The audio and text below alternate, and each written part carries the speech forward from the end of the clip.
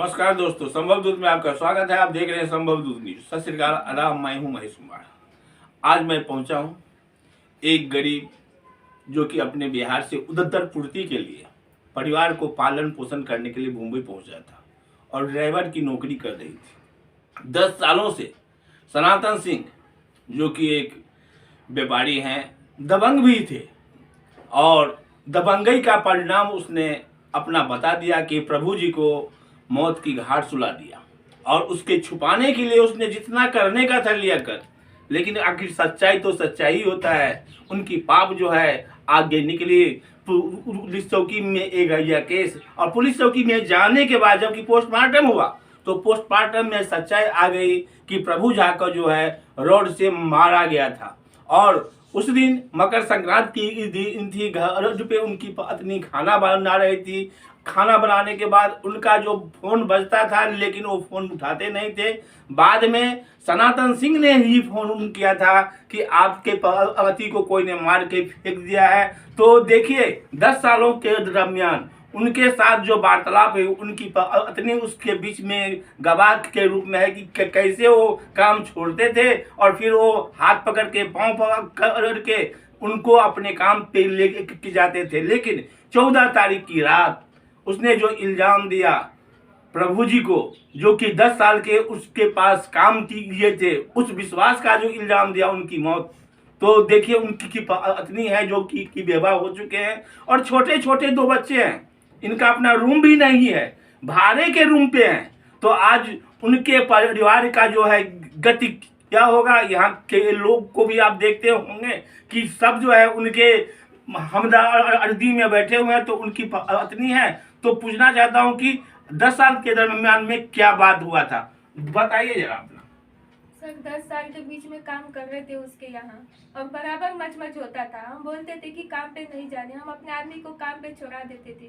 10 दिन 5 दिन घर पे बैठा दिए थे कि कहीं दूसरे जगह काम करेंगे। नवजीवन में भी हमने काम लगाया था, 2-4 दिन काम किए थे। वहाँ से भी काम पैसे वो बुला के लेके चला गया था। बोलते थे कि उसका पगार मैं भर के दूंगा। फिर उसके भाई के इधर भी काम किए थे, वहाँ से भी बुला के लेके जाता था और बोलता था कि नहीं वो कहीं काम नहीं कर सकता है, यदि काम करेगा तो उसको मैं मार के फेंक दूंगा।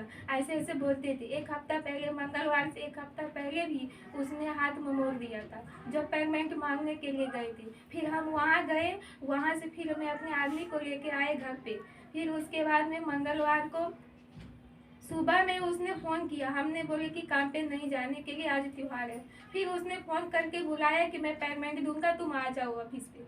फिर ऑफिस पे गए और फिर उसके बाद में क्या हुआ हमको नहीं पता। फिर शाम को 7:30 बजे हमने फ़ोन किया था मैं अपने आदमी को, तो बोले कि पेमेंट के लिए हमको मच हो रहा है। मैं बोले ठीक है तुम घर पे आ जाओ, मैं उससे बात कर लूँगा। बोले ठीक है तुम खाना बनाओ, मैं आ रहा हूँ। मैं उसी पे रह गई। फिर 2-3 बार फ़ोन लगाई, वो फ़ोन नहीं उठाए। फिर उसके बाद में मैंने उसका ड्राइवर पे कॉल किया, जो कि उसका मोबाइल ऑलरेडी चालू रहता था, लेकिन उसी दिन उसी रात को वक्त उसी टाइम पे उसका मोबाइल स्विच ऑफ था।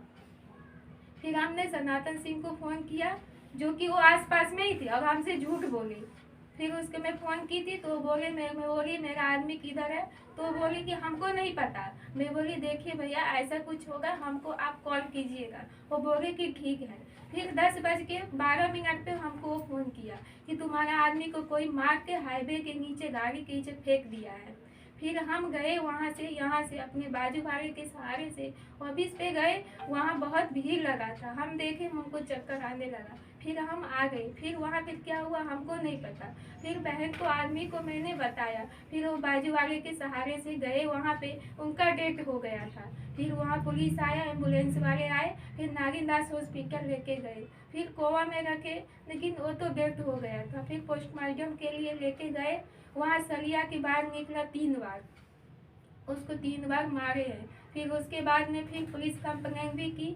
फिर उसके बाद पुलिस तो आरोपी लगाया था कि एक्सीडेंट हो गया है। फिर जब कैमरा चेक किए उसमें साफ साफ दिखाई दे रहा था कि कोई नहीं है, यही सनातन सिंह है उसका मालिक, जो उसको मार के और उसको उठा करके ठीक गाड़ी के बीच में, ऑफिस के बीच में उसको सुला दिया है।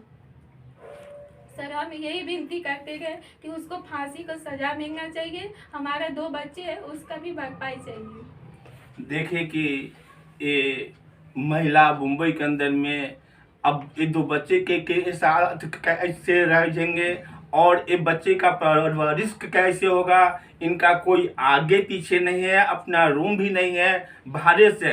आप बता सकते हैं कि आप बिहार में कहाँ से हैं? सर मधुबनी जिला से। गांव कौन सा है आपका? गांव रामनगर पड़ता है।